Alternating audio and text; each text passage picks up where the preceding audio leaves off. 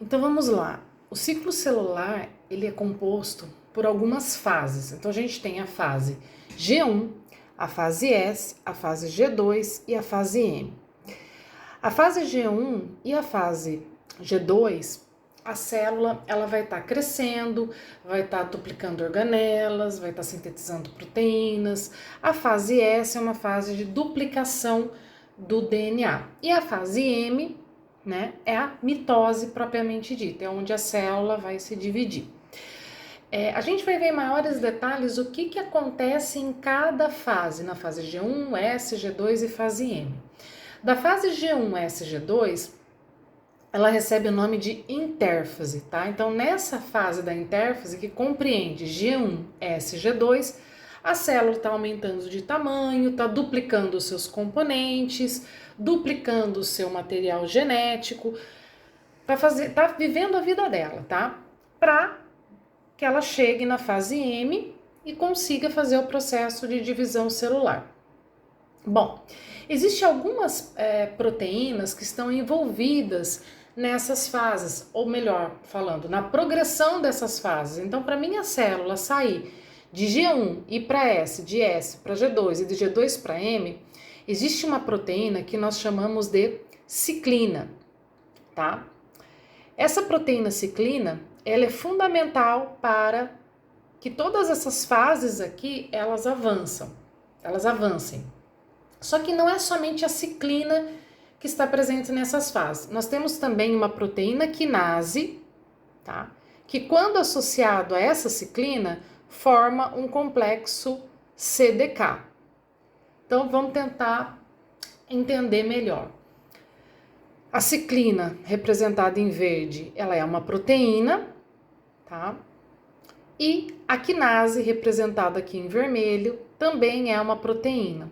O que uma quinase faz? Uma quinase fosforila proteínas, ou seja, adiciona grupo fosfato em proteínas alvos.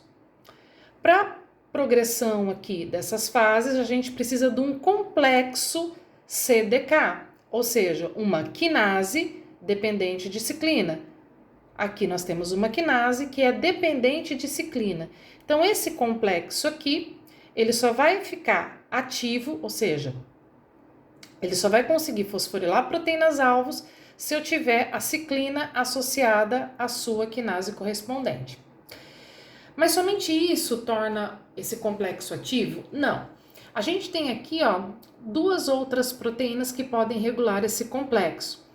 Nós temos aqui uma proteína que nós chamamos de CDC25, a qual é uma fosfatase. Se uma quinase adiciona fosfato, uma fosfatase retira o fosfato. Como vocês podem observar, a quinase, ela tem um fosfato ativador, tá vendo que a gente tem o maisinho aqui, e um fosfato inibidor do complexo. O que essa fosfatase faz? Retira esse fosfato inibidor, tá? E aí, o meu complexo ele fica totalmente ativo, porque eu tenho a ciclina, eu tenho a quinase e aqui tem um fosfato que está ativando essa quinase. Porém, existe aqui uma outra quinase que nós chamamos de Wi1, que é ela que adiciona esse fosfato inibidor a esse complexo, tá? Mas quando que essa quinase ela vai adicionar esse fosfato inibidor? Quando que esse complexo tem que estar inibido? Todas essas regulações a gente vai entender mais para frente. Por hora, a gente tem que entender que essas fases elas dependem das CDKs. Cada fase vai ter a quinase, tá vendo? Representado aqui em vermelho. Então, as quinases, a concentração dessas quinases aqui, não mudam, né? Nessas fases. Porém, as ciclinas, elas são diferentes e elas vão atuar em fases diferentes. Por que elas recebem o nome de ciclina? Porque elas são cíclicas, elas vão ser sintetizadas e degradadas a cada ciclo. Então, para cada ciclina, eu tenho uma CDK correspondente. Então, aqui eu tenho 3 tipos de ciclinas associadas à sua quinase correspondente, formando, então, os complexos CDKs. Aqui eu tenho o complexo G1S-CDK, tá vendo? Eu tenho uma ciclina aqui adicionada à quinase, associada à quinase. Eu tenho uma S-CDK, que é a ciclina S associada à quinase. E aqui, ó, eu tenho a M-ciclina associada à sua quinase. Essa G1S eu vou encontrar logo no início aqui, ó, da fase G1. A S eu vou encontrar aqui no final da fase G1. E a M eu vou encontrar no início da fase M. Todas elas vão começar, essas ciclinas aqui, elas vão começar a sua síntese aqui na fase G1. Porém, a G1S CDK, tá? A ciclina dessa fase, ela vai começar no G1 e ela vai ser degradada em G1. Já a S-ciclina, a gente pode encontrar tanto aqui na G1 quanto na fase M também, tá? Apesar que eu não escrevi aqui, a gente também consegue encontrar S-ciclina. Ah, mas por que a gente consegue encontrar S-ciclina na fase M? Porque essa proteína ela pode atuar também na fase M. E as M-ciclinas, elas vão começar a ser sintetizadas desde a fase G1, né? Ela vai começar aqui, ó, mas o aumento ali da síntese dela vai se dar na fase M.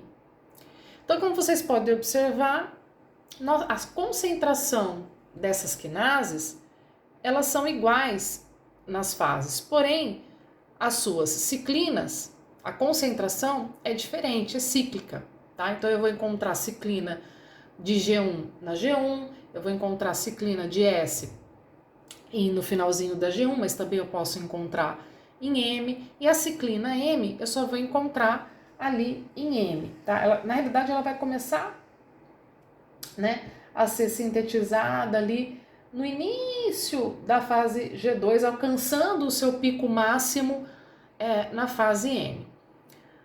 Bom, entendido isso, que para alcançar essas fases, para avançar essas fases, para a célula entrar em divisão, ela precisa desse complexo aqui, ó.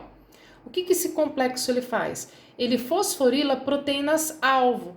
Então, quando ele adiciona fosfato nessas proteínas-alvos, a célula consegue progredir, ou seja, ela consegue sair de G1 para S, de S para G2 e G2 para M. E quem que são essas proteínas-alvo? São proteínas responsáveis aqui, ó, em atuar em cada fase. A gente vai ver um detalhamento maior, o que acontece na G1, quais são proteínas que vão estar fosforiladas, quais são proteínas que vão estar ativadas. Por hora, a gente tem que entender que essas fases dependem das CDKs. CDKs são complexos que fosforilam e ativam proteínas-alvo, tá? Presentes aí nessas fases. Ou seja, nessas fases vai ter muitas proteínas que para serem ativas, elas precisam ser fosforiladas. E quem fosforila essas proteínas é o complexo CDK.